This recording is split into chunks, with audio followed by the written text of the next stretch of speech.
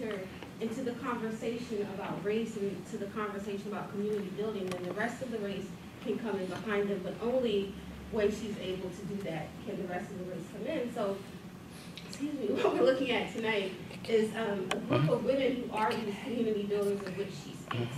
And they're community builders in the Richmond community, as both in terms of enrichment as well as in terms of liberating our community in various ways. And so, again, I want to welcome you tonight. We're going to start with libations ceremony. So libations, which Sister Faye will explain to you, libations are when we invite the ancestors into our conversation, because we know that the ancestors are with us, and certainly in legacy and in spirit. But we like to let them know what we're doing. We like to invite them into the conversation. So, Sister Faye? All right.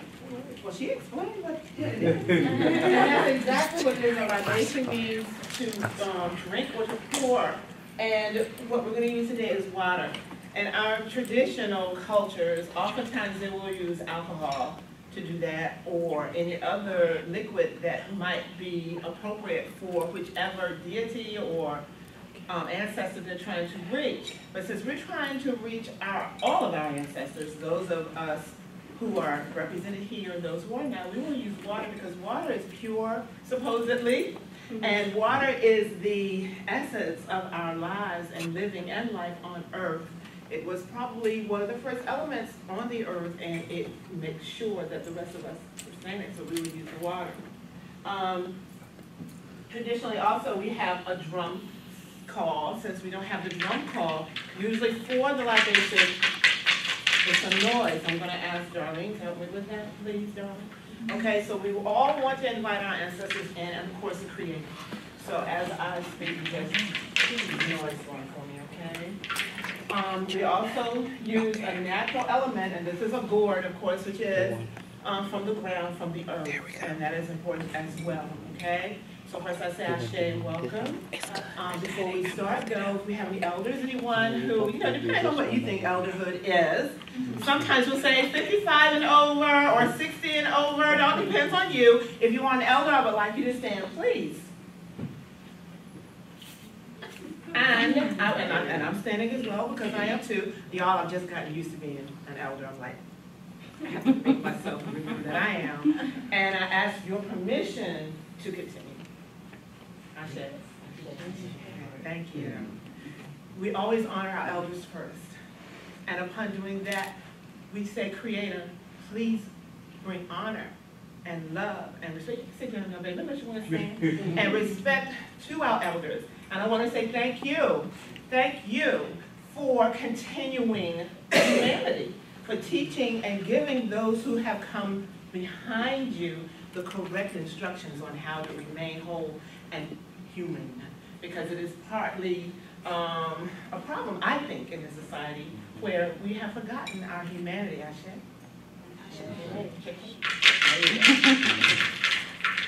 I would also like to say, that is a Yoruba phrase that brings the ancestors to us. It just means we invoke you. We want you to come, and hopefully it's the positive ancestors that we want. Not always, though, will they be the only ones who come. But if they are not, if what we are doing is positive, then those too who might want to make things a little messy might step back or either remember that their true purpose is to continue the tradition and to make sure that we all follow the proper path. I want to say to you young adults that are with us, it is your responsibility to continue what your ancestors have given you, to make sure that those who come behind you are ready to take on the responsibility that they have now, being a little older themselves. It is our youth to whom we give the charge, we give the job, and we want to make sure that they stay viable and honest and upright and responsible. So to the youth, we say Ashe. And to our children. It is the children, of course, who are in those learning stages. There are none here for me to speak to, but I will tell you. Yes, I see somebody that's kind of young. So it is your responsibility to follow and listen to all of those who are older than you. And I always like to remind our young people that it is even that person, like your twin who might have been born a minute before you, that person is too your elder, and they need to be respected and paid homage to, because you only learn from that which is older than you. Because regardless of the time, we live longer, we know more. It's just natural that we honor them. Okay. And to those yet unborn, many people don't think that as important, but it is. Because I feel, and many of us kind of know, that those who are unborn are around us anyway. The energy is somewhere. I mean, no one knows exactly. You might call them angels, you might call it energy or whatever. But they are ready and are preparing to come into this world. And we have to be prepared for them. We have to make sure that there is a world left for them when they're alive. And we want them to want to come. There are some energies that do not want to come because they know, they have seen, and they have felt what they're about to get into. So let's lay a nice foundation for them. I say? Amen. And we say with the cool water, the fresh air, the breath that we breathe, we know that the breath that we breathe go around the world and come back to us. Even the breath that were breathed thousands and millions of years ago, we're breathing the breath of God. We're breathing the breath of those disciples. We're breathing the breath and the breath of our ancestors that are no longer with us, only in spirit, who have passed over, but are still with us in some way. Ashe? Ashe. I didn't want to make it too long. I have a way of going on and on. Thank you. Ashe. All right, we will put this down to leave as a remembrance to them. Thank you, Sister. You're welcome. So now that we have the blessings of our ancestors, we're going to get started. I want to introduce to you our moderator for this evening. Our moderator is a veteran, the only veteran actually, of the Sankofa Film Festival, Dr. Andrea Simpson. Dr. Simpson was with us last year when we did the festival, and last year our theme was celluloid slavery. We looked at films about the role of slavery and the role of slave films and understanding where we are going. So we talk about Sankofa, that's what we're talking about, where we've been and where we're headed. Andrea Simpson is an associate professor of political science at the University of Richmond. Her research areas are Black politics, the politics of grassroots movement, and Black women in political agency. She's the author of an award-winning, I have a title here, award-winning, am I correct? Okay. Text on the post-immigration generation, The Tie That Binds.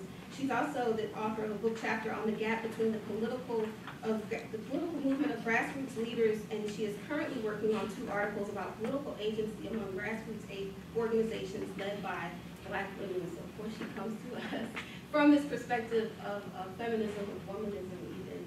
And she's going to moderate for us today, or this evening. Beginning her moderation, she's going to introduce to you as well our esteemed panel of guests, and then we're going to get into the conversation. Yes. Thank you so much. Good evening. I want to thank Darlene Scott for inviting me once again to the Sankofa Film Festival. I am so sorry that I am teaching during this time that some of the films are being shown, because, as usual, she's doing an outstanding job of bringing this to the community. I am so honored to be here with this panel of women, because when I come to Virginia Union, I am coming home, and it is certainly a respite from the University of Richmond. Not that I'm ungrateful for my job here, but I'm sure you all understand that it is difficult sometimes to be in certain spaces where people don't expect us to be. So I'm grateful to be here with this energy, with this woman energy. I come from a family of women. There are very few men in my family, so I come from a family. I have 4 sisters. I had 8 great aunts. So when we have family reunions, all the men go over in the corner, all 4 of them. Because we have girl children. So I grew up in a loving home of loving women. And so this energy is very, very comforting to me. So I'm really happy to be here. So I'm going to introduce these panelists, because these are some amazing women that I'm so happy that I'm having a chance to listen to and meet. So they're not going to be in the order that they're sitting, but I want you to just sort of raise your hand so people know who you are. So I want to start with Sabrina Hamilton Adams.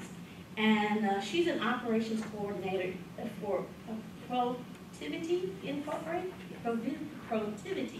Incorporated, an international risk management and business consulting firm.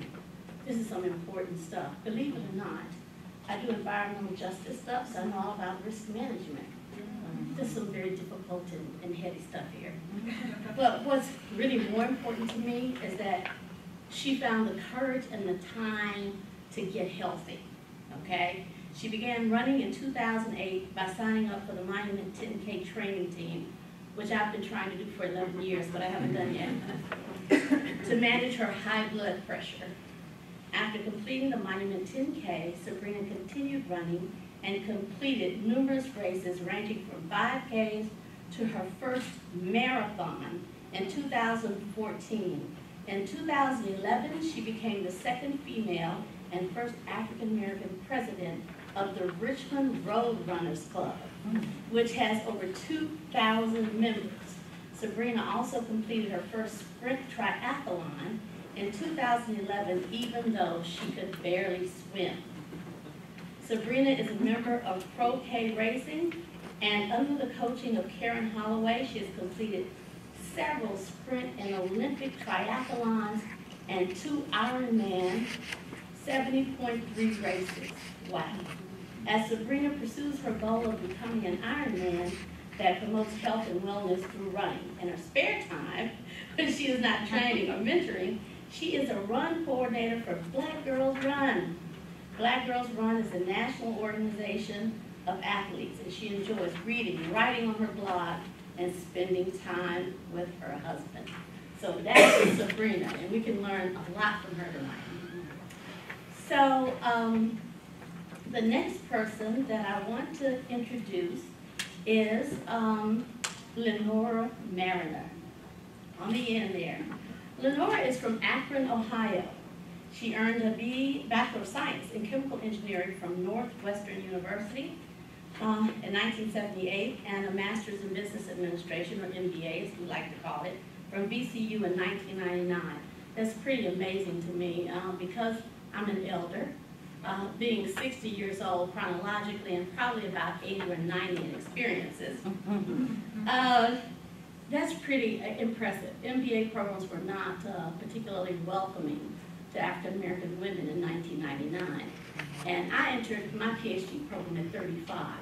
And I can remember a professor actually saying to me, well, Andrea, you know, the old gray matter just ain't what it used to be. So I really enjoyed sending him a copy of my book when it was published. All right. Revenge is a dish best served cold. So Lenore is currently Director of Employee Development and Training at Estes Express Lines. Prior to joining Estes, she worked for Honeywell, formerly Allied Signals, for over 19 years. She serves on the board of directors at Sports Backers and is active with the Richmond Tri Club, where she serves as membership coordinator. She is a former board member of the Downtown Y. So in 2005, Lenore began competing in endurance sports. Having to first learn to swim, Lenore has worked hard and accomplished a few podium finishes. The highlight so far in her endurance sports adventure was representing the United States at the World's Duathlon Championship in Edinburgh, Scotland in 2010. She is active in her church, where she serves on the deacon board, and also enjoys sewing and solving Sudoku puzzles, like my sister Patricia does. That's all she does. I'll bet you have it on your iPhone, don't you? I do. It's addictive. This is the sound of a brilliant mind. So another amazing woman. So Angela Patton. Angela Patton is a native of Richmond, is CEO of Girls for a Change, a founder of Camp Diva, and a board member of Nurture the Own Mama Resource Center. Own Mama. I love that. Own Mama. really goes, that it really feels good. The wife of a supportive and committed husband, is that how you pronounce his name? Ray, her rock, and the mother of 2 loving children, Imhotep and Asani, her inspiration. Angela says that nothing would be possible without the support of her family. Amen. And her variety of experiences, she saw a need for programs for African American girls in the Richmond metropolitan area. So during her planning process for camp to fulfill this need came the tragic death of 5-year-old Diva Mistadi Smith Rowan, the daughter of a close friend. Angela found a way to turn this tragedy into triumph, as well as an opportunity for healing for Diva's mother by establishing Camp Diva in Diva's memory. Angela has been voted one of the top 40 under 40 community leaders in the Richmond metropolitan area by Richmond's Style Weekly magazine, and received the Chesterfield County Outstanding Youth Awards Quiet Heroes Award from the Chesterfield County Department of Youth Planning and Development. So Angela's TED Talk, A Father-Daughter Dance in Prison, has been played on NPR's TED Radio Hour and has captured the hearts and imaginations of hundreds of thousands of online viewers around the world. And I've seen this many, many times, and I want to say what a beautiful thing, and even more wonderful that you brought it to the world. And I hope it will be copied by other sheriffs and prison wardens around the country. So, okay. Am I disorganized? Yes, you are. I'm missing some things. Evandra. There you are. Evandra Catherine. She's a veteran of public service and decorated veteran of the United States Air Force. Yes, stationed at the Pentagon during her 5 years of service, Ms. Catherine was awarded the Air Force Commendation Medal for acts of courage during the terrorist attack against the Pentagon on September the 11th, 2001, 9/11. Evandra attended Virginia Commonwealth University, where she graduated cum laude with a BA in African American Studies. She also holds a Master's of Public Administration from Stream University. At age 30, Evandra campaigned for the Virginia House of Delegates seat during the Democratic primary in Virginia's 63rd House District. During that bid to upset the favored and entrenched incumbent, who is now state senator, Catherine grabbed headlines and the attention of the political establishment, narrowly missing victory by only 270 votes. And that is a narrow margin. During that campaign, Evandra discovered her talent for public speaking and her ability to earnestly connect with constituents. Local government officials took notice, and she was promptly offered a position as an analyst and consultant. It's really good to be behind the scenes. Yes, Ms. Catherine is Director of Community Engagement for VCU's African American Studies Department. Additionally, she is establishing an educational nonprofit, the Identity Project. Evandra is a community organizer, activist, and highly sought public speaker. Of all the hats she wears, the one she is proudest to don is that of the mother of a child with autism. And I congratulate you on that. And I also want to say that Jerry Jackson was a dear, dear friend of mine. I know. She was a professor.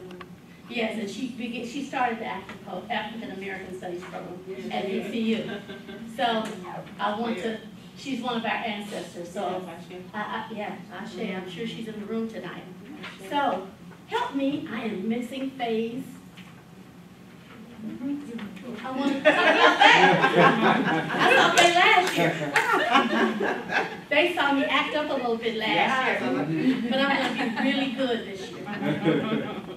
Faye Walker is a teacher and performer of African dance and founding member. Were you in Jerry's memorial? Yes, you were. Of Ezebo Muntu, African Dance Company, began her tenure while attending VCU in 1973. A Hampton, Virginia native, Sister Faye, now also lovingly called Mama Faye because she's an elder, has studied extensively with many African American dancers and musicians who were or are now considered masters of the art form. Most notably, these life coaches and mantra instructors include Melvin Deal, Dr. Chuck Davis, and her first teacher of African dance, Tanya Dennis. Sister Faye takes pride in being one of the major African dance instructors currently affecting the lives of those seeking knowledge, culture, and technique in African dance forms and traditions.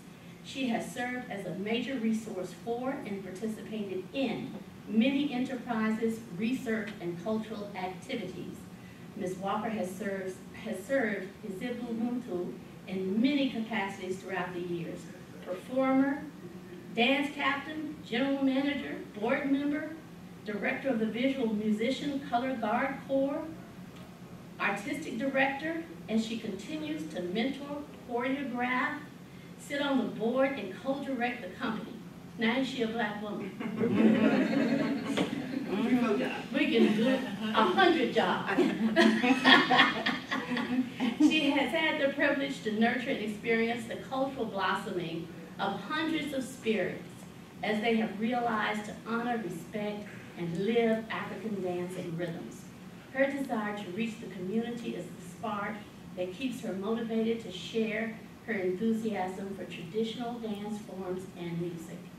The discipline and compelling styling of the multi-African dances is a force that is infinitely challenging. Walker teaches special education at Bonaire Juvenile Correctional Center. Having the knowledge of traditional values and arts has definitely helped her uplift many of the youth surviving in the system. She is a proud mother of Maya, who carries on the legacy of dance and is the widow of Richmond's revered jazz musician, Joseph G. Taylor Jr. So this is Mother Faye. So happy to be here. So what are we doing here tonight? Well, wait, the next one. Oh. Anna! When I first got here in Richmond, the first day I was here, this is the first name I heard at the University of Richmond. I had lunch with the gentleman who was over the Jepson School of Leadership. He's gone now from the University of Richmond. Oh no, John is still over with us in the Center for Civic Engagement. But this gentleman was over the Jepson School of Leadership, but he was the first person who mentioned it to me. And he said, you've got to meet Anna Edwards. So I heard that from several people. So now I'm meeting her like 11 years later. You know, every time something would come out and say, we should get Anna Edwards to speak. Just trying to meet her. It was like, we had her the other month, and I was like, where was I? So, Anna Edwards is chair of the Sacred Ground Historical Reclamation Project, a 2004 initiative of the Defenders for Freedom, Justice, and Equality, a Richmond-based social justice organization which grounds its work in the principles of the right of oppressed peoples to self-determination. She worked for 8 years to help reclaim Richmond's African burial ground and is currently engaged in the community struggle to preserve and memorialize historic Shockoe Bottom. Praise the Lord. Whew. If we don't stop talking about a baseball stadium, I'm going to explode in a million pieces. Yes. What is wrong with people? From 2005 to 2013, Edwards produced and hosted Defenders Live, a local news talk radio program on WRIR, and since 2005 has been a founding member of the editorial board of the Virginia Defender, a quarterly community newspaper, along with her husband, founding editor and publisher, Phil Wilato. In 2009, she began serving as president of the Virginia Friends of Mali, an education and cultural engagement organization, which coordinated the establishment of a sister city relationship between Richmond and Ségou, Mali, and continues to organize projects between the two cities. Edwards sits on the Future of Richmond's Past Planning Committee, producing and coordinating programming to commemorate the sesquicentennial of the Civil War and Emancipation, and on the planning committee of the East Marshall Street Well Project, established by the VCU Office of the President in 2013, This is going to help determine the best way to study, memorialize, and rebury the human remains found in an early 19th century well during the construction of the VCU Hermes Contos Medical Building in 1996. Born in Los Angeles, California in 1960, Anna holds a Bachelor of Arts in Visual Arts and studied at Mason Grove School of the Arts at Rutgers University. She worked as manager of library programs and Birdhouse Farmers Market at William Byrd Community House in Richmond, Virginia. She has 2 wonderful sons and a warrior husband, and occasionally makes art when she's not making trouble. Okay, but I got everybody. These are some busy women doing some wonderful things. So, you know, we have the really wonderful and unique opportunity, one that I never ever had as a young woman, to ask these women about their journey. Which, if I had ever been given the opportunity to meet women and to ask the questions, it would have been so helpful. And perhaps I would not have gone, you know, like I tell my students when I give an essay question, don't take me from Richmond to Washington, D.C. by way of Phoenix, Arizona. Just answer the question. So sometimes in our lives we do that, right? We're trying to get from point A to point B, and then we go, you know, through Los Angeles and then back to Boston. Yes. But, you know, while we all have to make our mistakes and we end up making our own decisions, a little guidance does not hurt, you know, and it really helps. So we have some questions to start with, and I'm not going to call on anybody, but I'm just going to throw out the questions, and whoever wishes to answer them, because I do believe our ancestors are here, and I think each question will resonate with one or more of you, and you will feel compelled to answer. So the first question is, yes? Can we shut that bright light On off? the projector? I know it's in your face, and I can not. You can tell It's the probably fact hot, is isn't on it? this It's a little page. hot. Yeah, I just can't see glare. Yes. I'm sorry. I didn't even- Yes, I know. I probably moved it, didn't I? I probably made it show all the sides. Yeah, it's just like right in my eyes. I'm used to it. I'm like, Thank this you. is my life. Yeah. That's what Parliament Funkadelic. Flashlight. Okay, this is the first question. What are some of the unique challenges that you face in your field, in your work, as an African American and as a woman? Either or both together. Sometimes I know it's hard to separate, but Well, okay, I'll start with that one. In the world of theater and dance, of course, you're always compared to our European friends. I took dance and movement ever since I can remember. And when I got into a formal ballet class, my sister taught me the basics of ballet that she learned herself from looking at a book and imitating. And she started her own little dance school in my house. But when I got into a class of young ladies who were not like me, it was pointing out to me very early that my legs were too long, that I had too much rhythm, and that my hips were, I had to keep tucking my hips in, and I couldn't get my hair in a bun. Okay? So that right there gave me the impetus to prove that I could do this regardless of all of the things that you told me I didn't have. Can you pay attention to what I do have and what I can do? That not only reverberated with dance, but in the 50s and 60s, that was for everything. And our parents instilled in us that we had to do better than our counterparts in everything that we did, because we would always be tested. And my dance and movement was a way for me to kind of relax and chill and have fun, but lo and behold, it was there too. So I had to really push myself to keep the fun in the ballet, which I still love. It's kind of thin the body now as far as my dance forms, but it had a lot to do with that, training. I think if I didn't have those obstacles to cross, that I might have maybe done ballet more than I did in my later years. Can I ask you, when you found African dance, what age were you?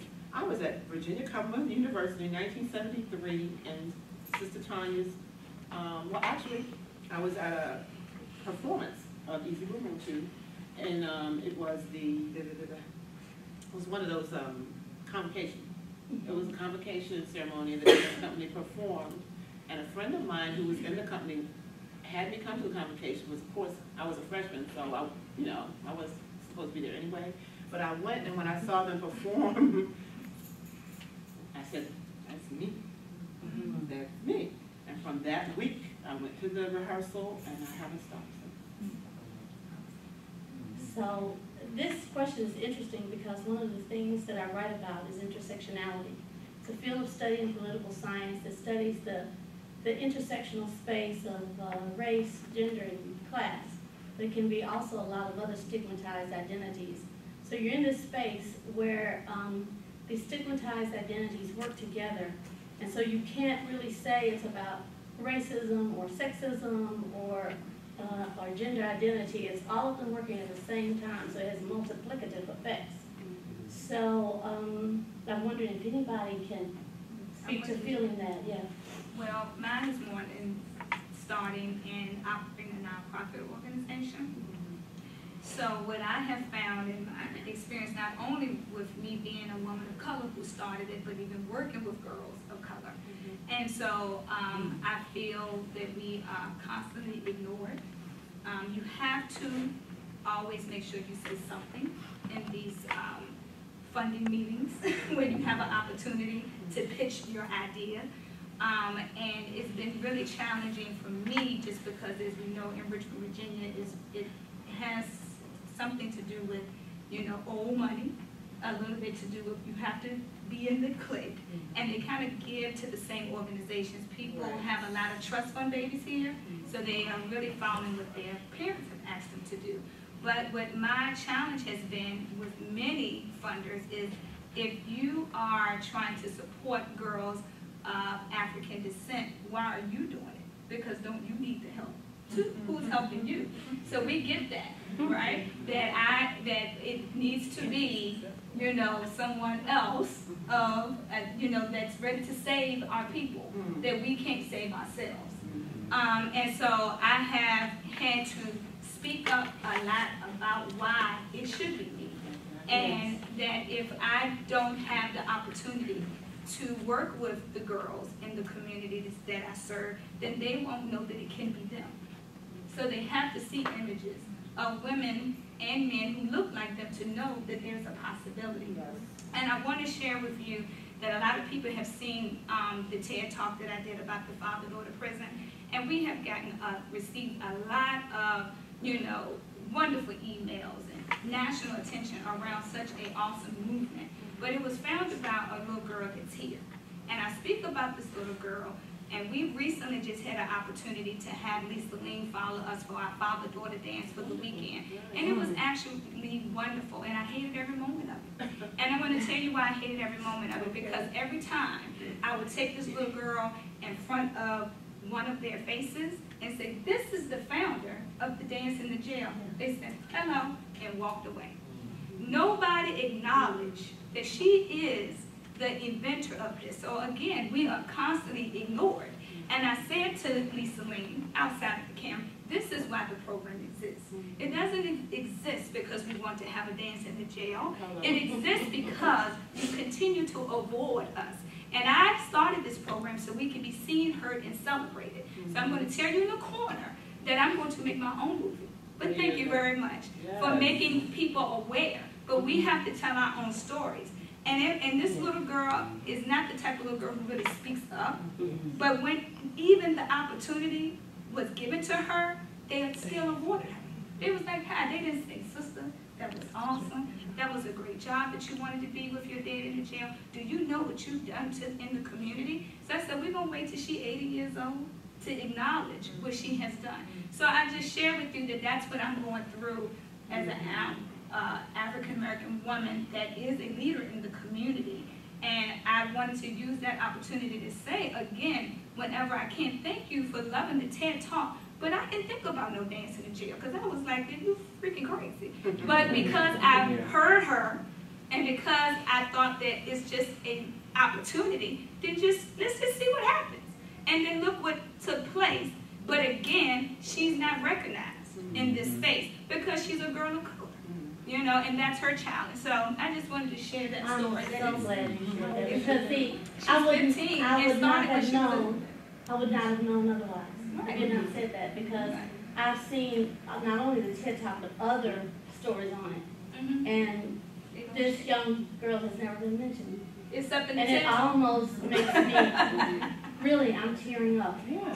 And you know why? Because the invisibility of Black women. I don't know if you guys have seen the commercial with the Southeast Asian woman.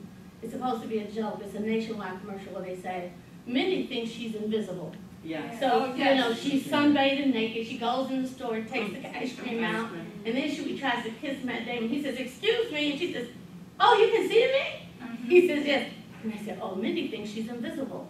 But we at Nationwide, we see you. I was like, you know what? That should be a Black woman. Mhm. Replacing the Black woman with a Southeast Asian woman. I understand what your point is, but really, that is really about African American women. That we are totally invisible. And that makes me so sad because she's a young woman who could have been, I don't know what this could have done for her, had she been recognized at this age for her idea. It's not the first time I've heard that. I heard a story of another young woman who I can't mention because actually she's a well-known person in town, and she did something pretty fantastic. And I don't think she's ever truly been recognized for it at all. And again, people found it just very easy to look over her. And I see it happen all of the time. I have a colleague who was at Stanford, and she published in our top journal in the discipline. So when we all get our journals at the same time. So when I got the journal, I always look on the back to see who published. Other than that, I throw it away. I really do. So I look on the back and I see it's an African American woman, a colleague of ours. I'm so excited because they publish less than 2% of the articles they get. So I go run to my office, I call her up, and she answers the phone, and I say, Steve, oh my God.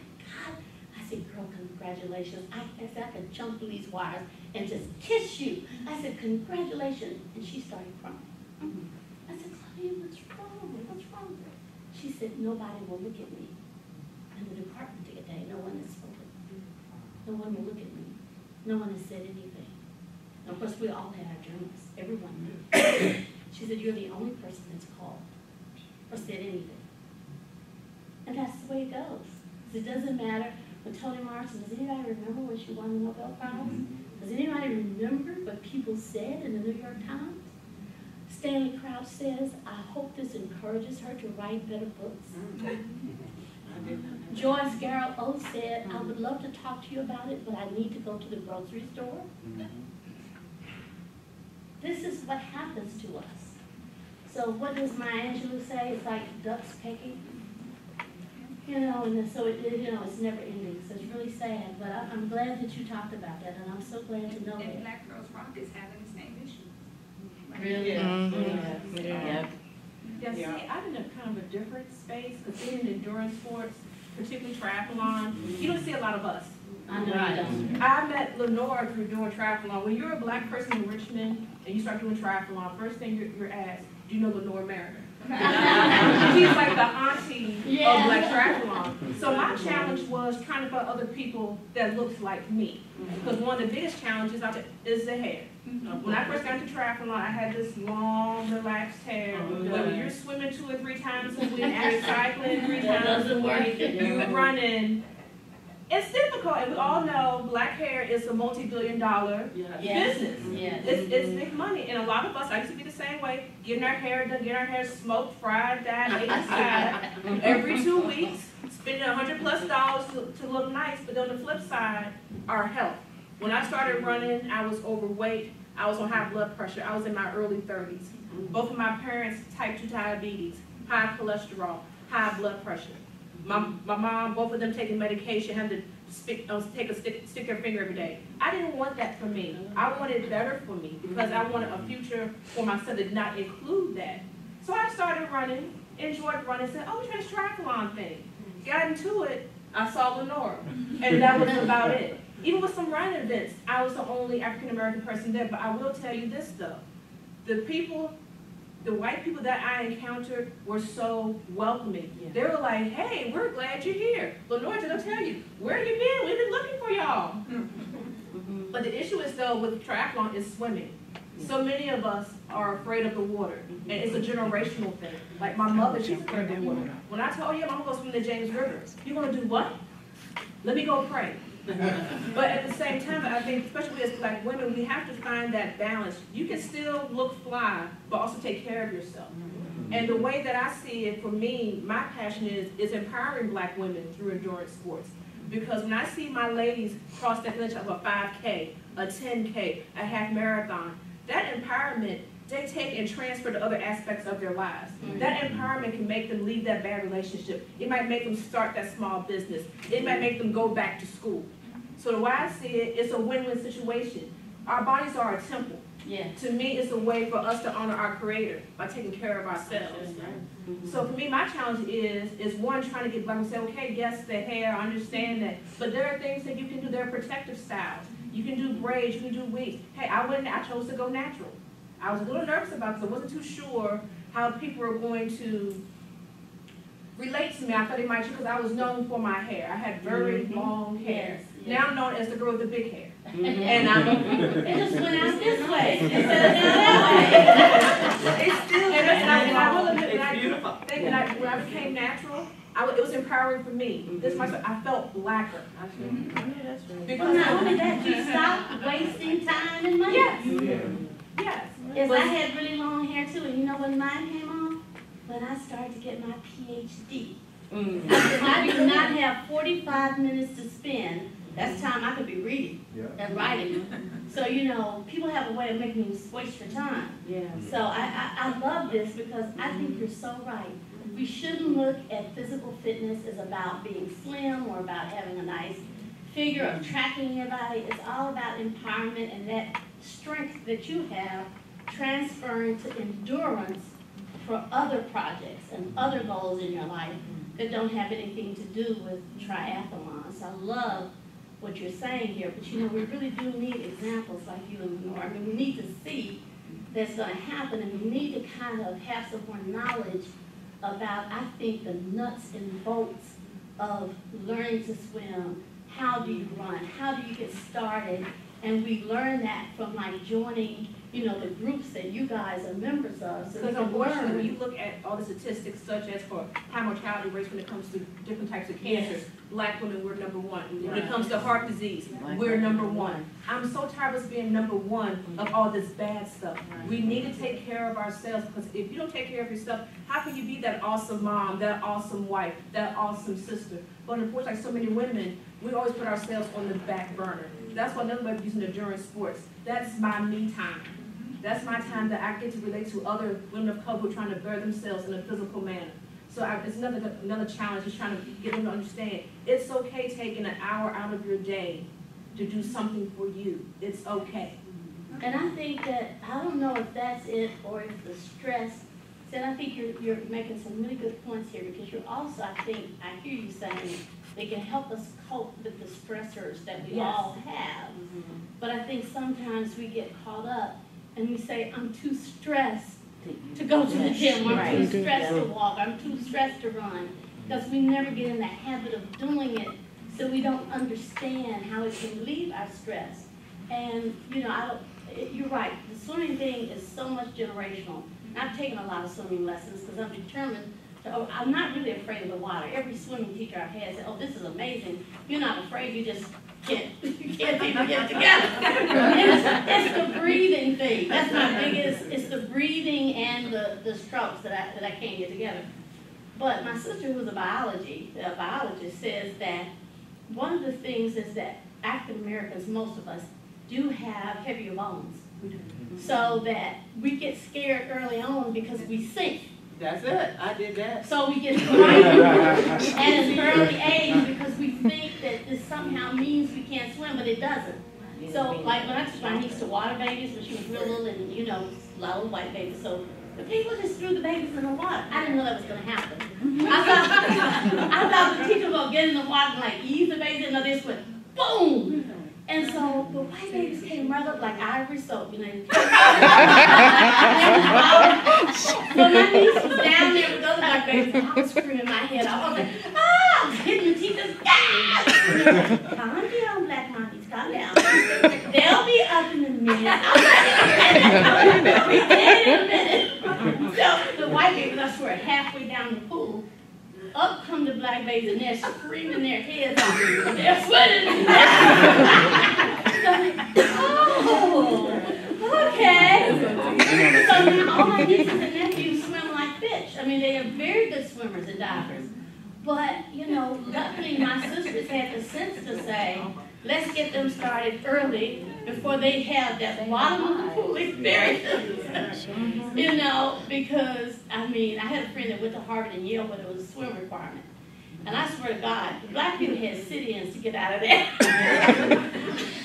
No swim requirement for the African-American people. Because they all had that bottom of the pool experience. You know, so, but, you know, it's information. Information, strategy. How did you all get there? How did you start? How do you keep it going when you run that half block and you feel like you're going to die? How do you keep going, you know? Yeah, I think that Sister Faith sort of touched on it, that growing up, that her parents told her that she had to be the best than everyone else. And I chose a profession. I was basically the only black woman, one of the first black women in my class to graduate in chemical engineering. So I was usually the only one. And you know, at work, the only one there. And it was, felt as if I had to do more to prove myself. And, you know, over through the years. And I used to teach aerobics at ACAC, and all the white folks would be in the locker room talking about swimming and this and that. And I got into the mindset that if they can, I can. I might have to work a little harder, but I can do it. And so that's what prompted me to do my first endurance event. And that year I turned 50, and I had to learn how to swim. And it was hard, but I said that if they can do it, I can do it. And so that motivated me to do that. And my mother came down, and sister, on my first triathlon. I was the last one in the pool. It took me like 17 minutes and some change to do the 300, but I did it. And so I go back and do that race every year. So I basically cut that time in half. Wow. So I'm working on it, but it just takes time. How many years have you done it now? It's been, I turned 60 this year. So it's been 10 years. Swimming is a challenge, and I have fear, and I still have fear. And swimming out there in the open water, if I don't have to stop, because I'll sink, but I just keep going. And I said, if they can, I can. Because, you know, and I've heard that, you know, black people can't swim, they sink. And I think about the young black man who is in the Olympics. Yes. I don't remember. And he didn't get much publicity. Colin Jones. Yeah, Colin Jones. And then there's 3 young black women who took first, second, and third place in United States swimming championship. 100-yard freestyle. Yeah, yeah. And we can do it. Well, I think we can. It just might be more challenging for some of us, but it's not that we can't. Right. Yeah. Right. So we just have to tell ourselves that we can, and just don't let anyone persuade us. You know, I do a lot of praying. And in case you have to stop. Exactly. Lord, get me through this. So, and I think that if you put your mind to it, you can do whatever it is that you want to do. And I'm part of a Facebook group, and it's just amazing the stories out there of people who couldn't walk a block, and now they're doing half marathons, and it's just amazing. We just have to believe in ourselves. What were you gonna say? So, I don't, is this an East Coast thing?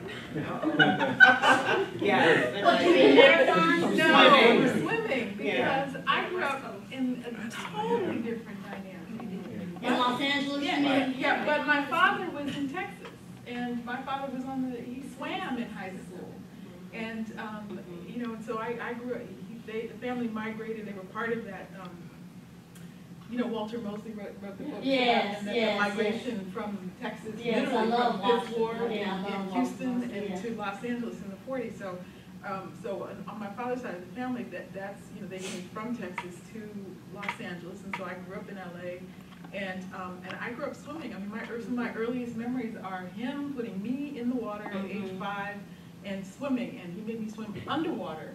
That was how I learned to swim underwater first. The on-surface water was later.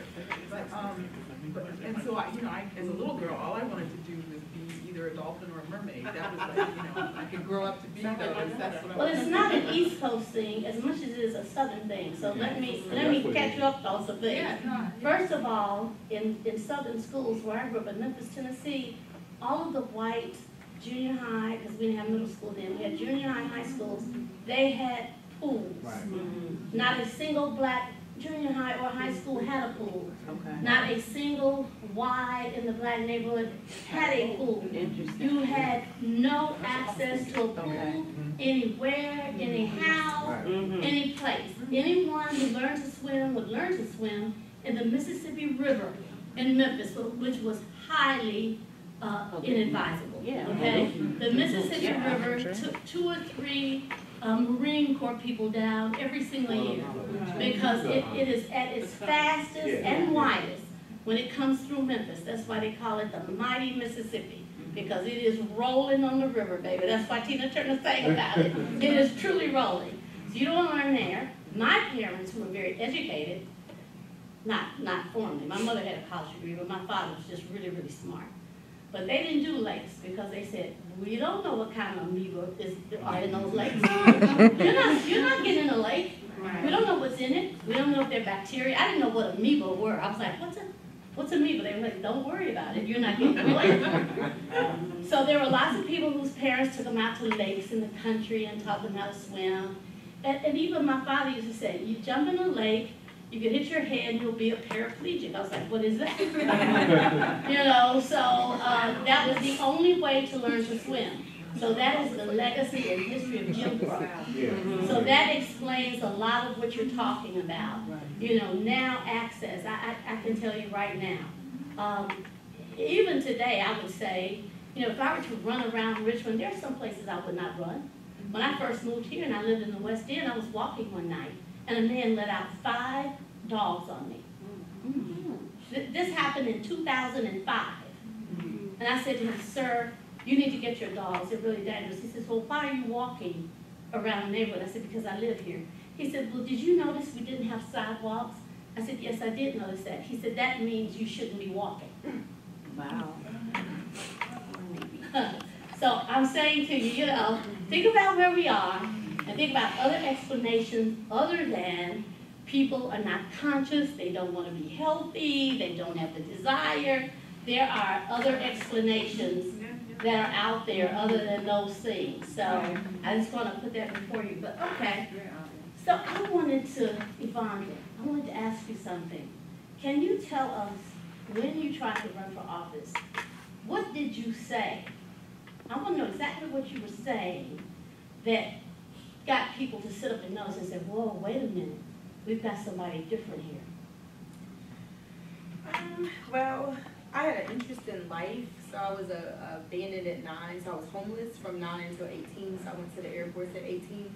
And so in between those 9 years, I saw a lot of things that I didn't understand because I was too young to really understand them. And I wanted to change those things, but I figured one day I'd be able to change those things. And so I ended up going to the military because I've experienced a lot of trauma with sexual abuse and physical abuse and domestic violence and that kind of thing. So I wanted to be in academia actually all my life, and education during my time of homelessness.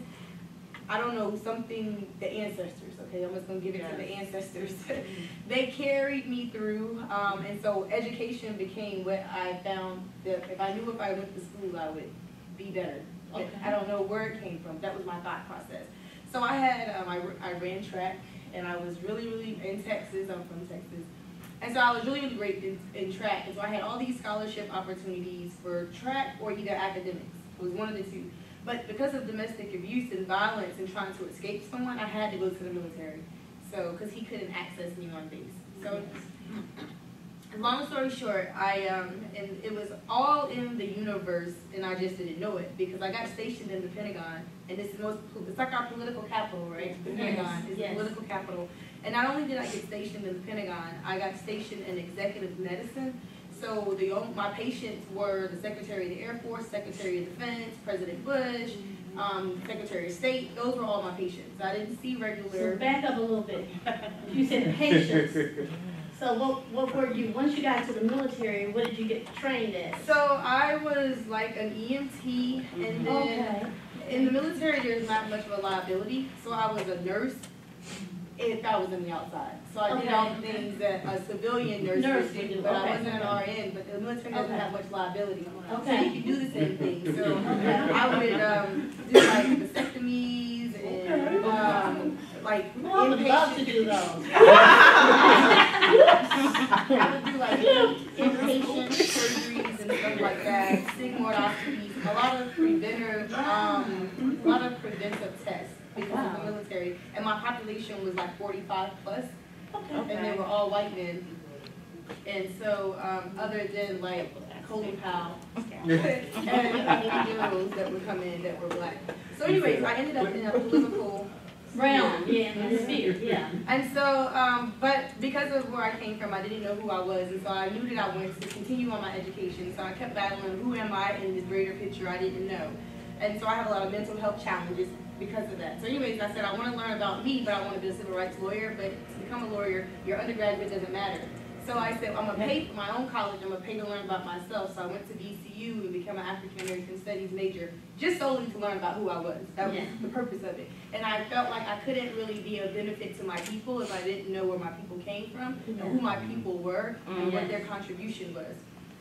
So I went to do that, and I did a lot of activism stuff while I was at VCU. And then I went to Strayer to get my master's in